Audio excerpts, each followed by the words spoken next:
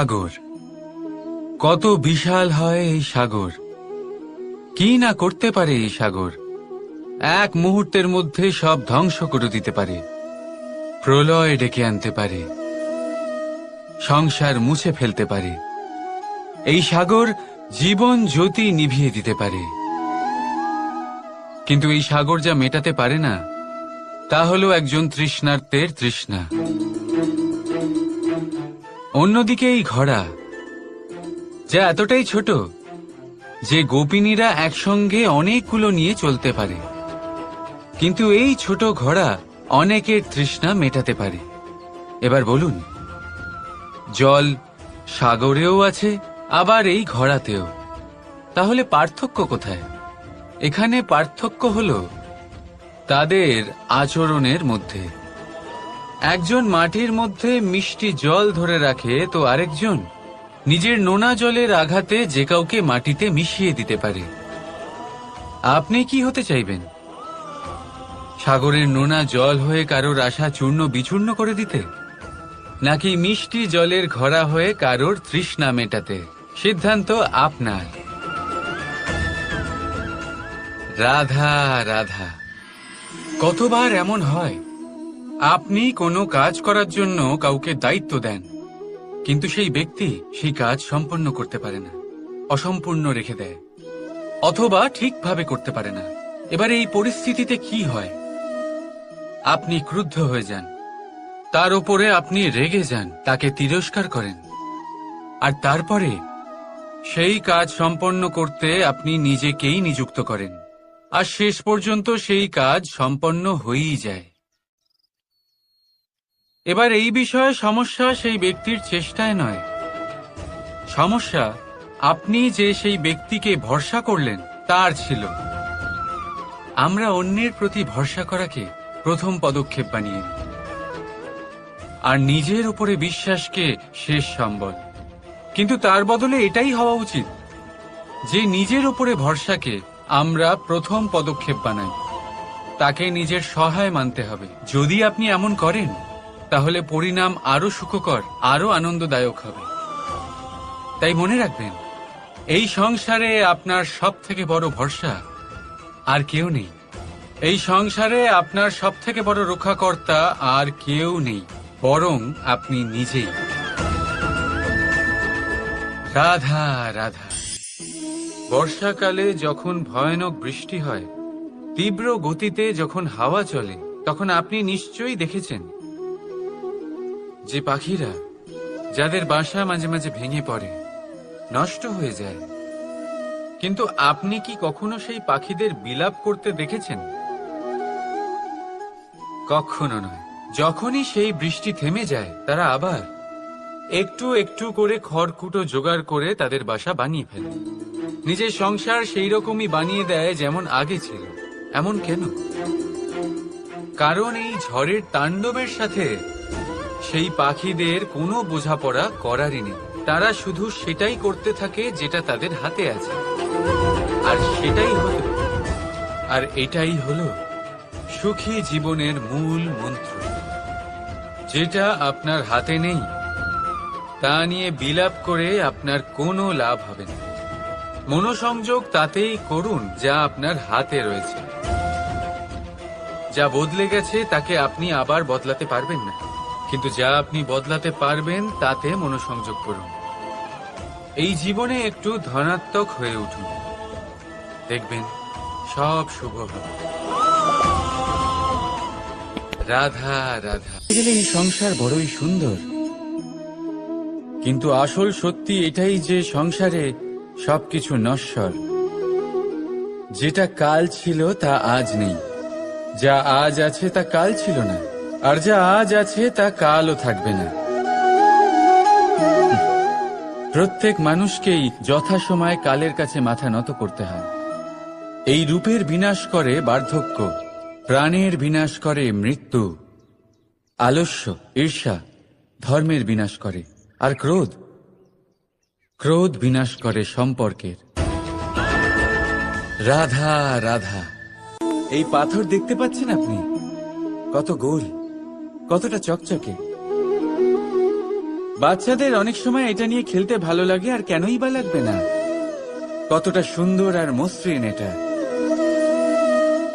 কিন্তু আপনি কি কখনো ভেবে দেখেছেন এই পাথর আগে কি ছিল? কোনো বিশাল আকার পর্বত, কোনো বিশাল আকার পাথরের একটা বড় ভেঙে যাওয়া অংশ বিশেষ, যেটা কোনোভাবে নদীতে পড়ে নদীর ধারার সাথে বইতে থাকলো। মাটির সাথে ঘর্ষণ হলো, বালির কণার সাথে ঘর্ষণ হতে থাকলো, আর তারপর ধীরে ধীরে এই আকার পেল। এবার আমরাও এই পাথর। প্রকৃতি অবশ্যই আপনাকে জন্ম দিয়েছেন, কিন্তু আপনি নিজে নিজের ব্যক্তিত্বের রচয়িতা, আর আপনি তা রচনা করেন কঠিন পরিস্থিতির মুখোমুখি হয়ে, সংকটের ধারা পার করে। তাই আপনিও এই পাথরের মতো নিরন্তর চেষ্টা করতে থাকুন, নিজের অস্তিত্ব বজায় রাখুন, এই অস্তিত্বকে মহান করতে থাকুন, আর আমার সাথে ভালোবেসে বলুন, রাধা রাধা।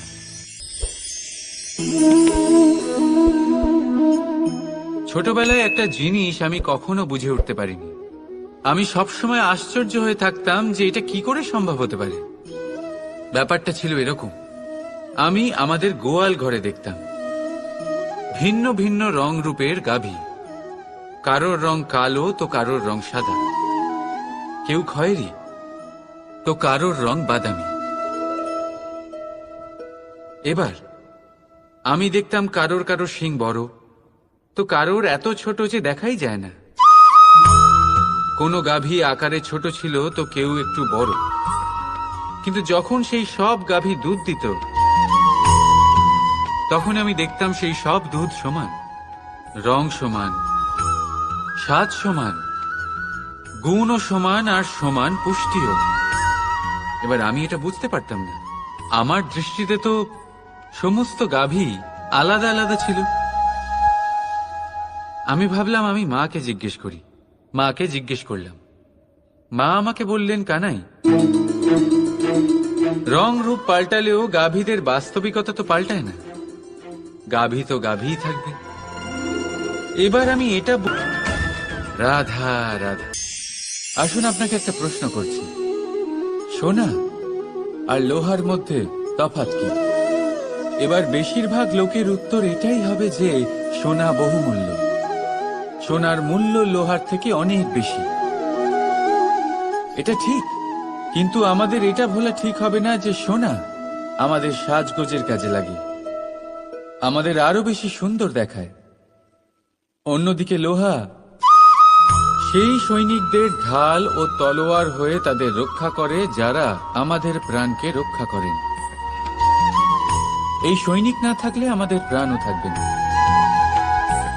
এবারে বলুন, সোনার মূল্য বেশি হওয়াতে কি লোহার মূল্য কমে যায়? কখনোই না। ঠিক সেইভাবে এই জীবনে আপনি যতই চেষ্টা করুন, কিছু না কিছু এমন থেকে যাবে যা আপনি কখনোই পাবেন না। আর সেই কারণে নিজেকে অক্ষম মনে করা অনুচিত। হতে পারে আপনার কাছে সেই গুণ আছে যেটা সংসারে আর কারোর কাছে নেই। সেই গুণটাকে চিনুন, সেটাকে বাড়ান, আর সেটাকে ব্যবহার করুন।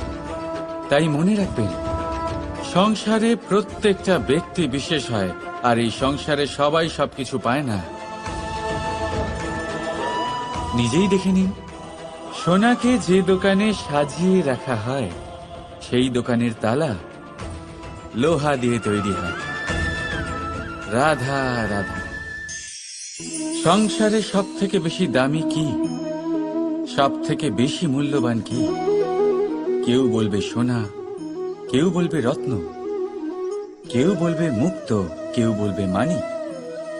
এগুলো কতটা মূল্যবান?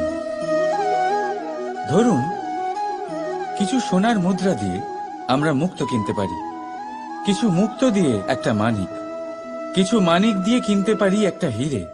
কিন্তু এই জগতের সমস্ত ধন খরচ করেও একটা জিনিস আমরা কিনতে পারবো না, আর তা হলো একটা মুহূর্ত। কি হলো? সত্যি সামনে এসে গেল। সত্যি হলো এটাই যে জগতে সব থেকে বেশি মূল্যবান সময়, সেই সময় যেটা আমরা এমনি নষ্ট করে দিই, অকাজে, কখনো কোনো আশাতে, কখনো শোক করে, মুখে কৃতজ্ঞতার হাসি ফুটিয়ে। রাধা রাধা। সূর্য এই সংসারে সব থেকে বেশি তেজস্বী, এই সূর্য সব থেকে বেশি উজ্জ্বল, সব থেকে বেশি শক্তিশালী। কিন্তু আপনি কি কখনো সূর্যোদয় দেখেছেন? এই শক্তিশালী সূর্য কিভাবে উদয় হয়? লাল রঙের আভার সাথে, সৌম্যতার সাথে, শান্তির সাথে উদয় হয়। কখনো সূর্যাস্ত দেখেছেন? সেই লাল রঙের আভা, সেই সৌম্যতা, সেই একই শান্তি। আর এটাই একজন মহান ব্যক্তিত্বের গুণ। যখন জীবনে উত্থান ঘটে তখনও অহংকার করেন না, সৌম্যতা বজায়। এই মুহূর্ত অবশ্যই চলে যাবে। রাধা রাধা। পলায়ন করা অর্থাৎ পালিয়ে যাওয়া, কোনো পরিস্থিতি বা বিপদের থেকে মুখ ঘুরিয়ে পালিয়ে যাওয়া। অনেক সময় আমরা জীবনে এটা করে থাকি, অনেক সময় সেটা উচিত, কারণ সব থেকে শ্রেষ্ঠ যুদ্ধ হলো সেটাই যা কখনো লড়াই হয়নি। কিন্তু যদি আপনার পালিয়ে যাওয়ার ফলে এদিকে পাপ বৃদ্ধি পেতে থাকে, তাহলে সেই পলায়ন হলো অনুচিত। সেখানে যুদ্ধ করা অতি আবশ্যক হয়ে ওঠে। শান্তি সবাই চান, শান্তি হলো সর্বশ্রেষ্ঠ। আর কখনো কখনো এই শান্তিকে বজায় রাখার জন্য মহাযুদ্ধ লড়তে হতে পারে। যদি আপনি পলায়ন করেন নিজের স্বার্থের থেকে, তাহলে উচিত কাজ, বরং শ্রেষ্ঠ। কিন্তু যদি আপনি পলায়ন করেন ধর্ম স্থাপনার কাজ থেকে, তা উচিত নয়। এই সংসারের ভাগ্যের মঙ্গলের জন্য অনেক সময় অনিমন্ত্রিত স্বয়ম্বরে যেতে হয়, কারণ ধর্ম স্থাপনার এই কাজ পলায়ন করে নয়, কর্মের পালন করে করতে হয়।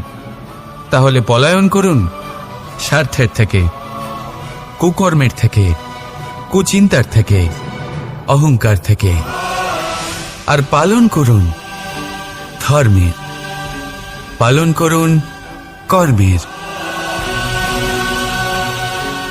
বন্দে ধর্মা, বন্দে কর্মা। রাধা রাধা।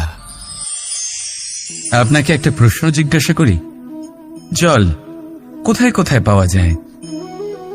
কেউ বলবেন সাগরে, কেউ বলবেন ঝর্ণাতে, সরোবরে, নদীতে। আর এই সবকটা উত্তরই সঠিক। আর এদের মধ্যে সবকটা জায়গাতেই কি পাওয়া যায়? জল। ঠিক সেইভাবেই মানুষের যে কোনো স্বরূপই হোক না কেন, তাতে বাস করেন স্বয়ং পরমাত্মাই।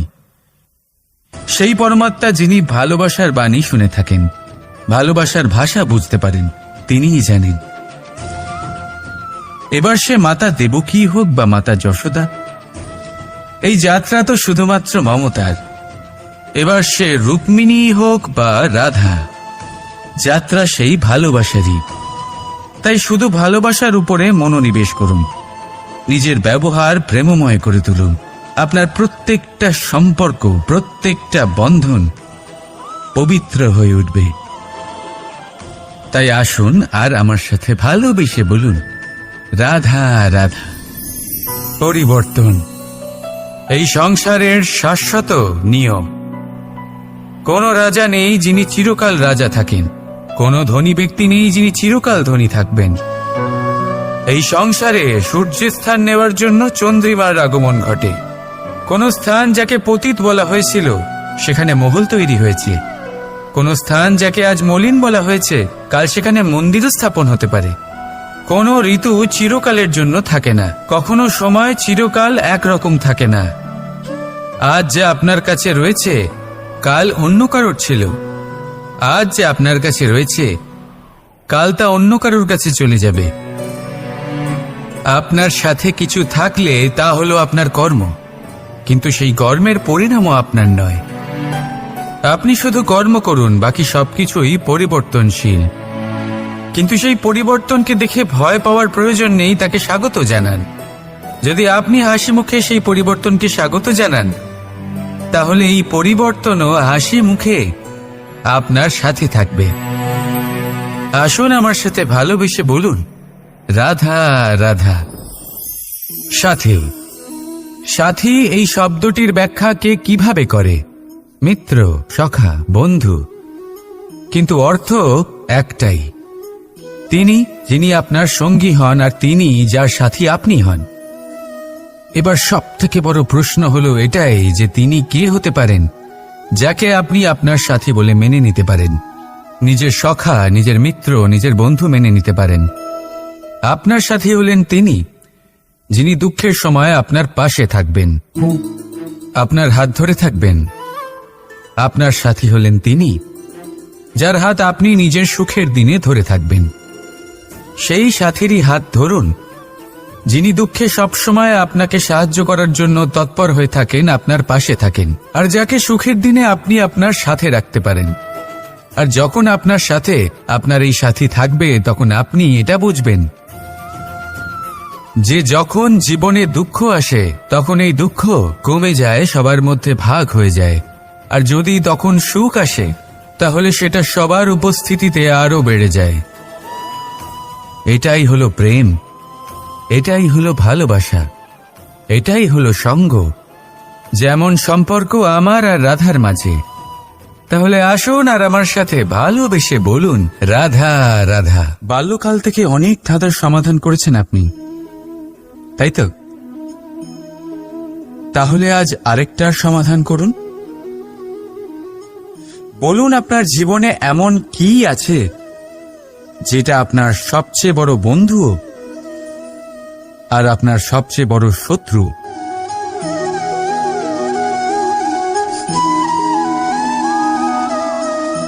বুঝদারের জন্য ইশারাই যথেষ্ট। ঠিক ধরেছেন আপনি।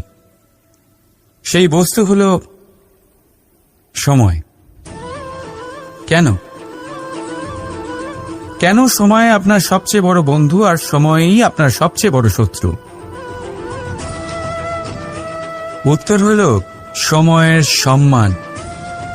যে ব্যক্তি সময়কে সম্মান করে, সে নিজের জীবনে সমস্ত লক্ষ্যে পৌঁছে যায়। সংসার তার গুণের কদর করে, তাকে মাহাত্ম্য দেয়। আর যে ব্যক্তি সময়ের মাহাত্ম্যকে সম্মান করে না, বুঝতে পারে, কারণে অকারণে তার অপমান করে, সংসার তাকেই ভুলে যায়। এই জন্য সময়কে সম্মান করুন, তা নষ্ট করবেন না। কারণ ভালো সময় এই সংসারকে দেখাবে আপনার বাস্তবিক রূপ, কিন্তু খারাপ সময় আপনাকে দেখাবে এই সংসারের বাস্তবিক রূপ। তাই ভালোবেসে বলুন, রাধা রাধা। জীব জন্মগ্রহণ করে, আর তার সাথেই সজাগ হয়ে ওঠে তার স্মৃতি। স্মৃতি বড়ই শক্তিশালী, তা থেকে হয় বিচিত্র অনুভূতি। সব সময় আপনার সাথে থাকে। আপনার সাথে যা যা ঘটে, সেটা কোথাও না কোথাও কোনো এক স্থানে সঞ্চিত থাকে। কিন্তু কখনো কখনো আমরা ভুলে যাই যে এই স্মৃতি আমাদেরই। তাই এর মধ্যে আমরা কি রাখব আর কি মুছে দেব, তা আমাদের ওপরই নির্ভরশীল। এই জীবনে আমাদের কি মনে রাখা উচিত?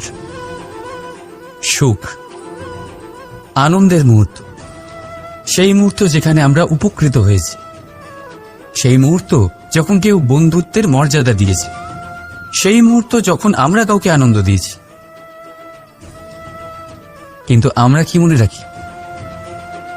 নিজের দুঃখ, কষ্ট, সেই মুহূর্ত যখন কেউ আমাদের সাথে খারাপ করেছে, সেই মুহূর্ত যখন কেউ শত্রুতা করেছে। আর তারপর এই স্মৃতিগুলোই আমাদের তাড়িত করে প্রতিশোধের জন্য। তাই আমাদের কি বলা উচিত আর আমাদের কি মনে রাখা উচিত, তা আমাদের উপর নির্ভর করে। এই জীবনে সবকিছু ভুলে যান, কিন্তু এই কথা অবশ্যই মনে রাখবেন, যে কথা ভোলার তা মনে থাকে, তাই বিবাদ বাঁধে। তাই ভালোবেসে বলুন, রাধা রাধা। কখনো বটবৃক্ষ দেখেছেন? কি বিশালাকায় হয়। কখনো কখনো ভয় করে যে এই ভারী ডালগুলির ভার এই বৃক্ষ বহন করতে পারবে তো। ভয় করে এই বৃক্ষ ভেঙে না পড়ে যায়। কিন্তু না, সময়ের সাথে সাথে শাখা থেকে নির্গত এই প্রশাখাগুলি মাটির দিকে এগোতে থাকে, আর তারপর নিজেরাই শিকড় হয়ে এই বৃক্ষের ভার বহন করে। ঠিক একই রকম ভাবে যারা পরোপকার করেন, সৎ কর্ম করেন, তাদের নিজের কথা চিন্তা করার কোনো প্রয়োজন নেই, কারণ তাদের কর্ম ঢাল হয়ে তাদের রক্ষা করে। এই জন্য জীবনে অবলম্বন নয়, কর্মের চিন্তা করুন। রাধা রাধা।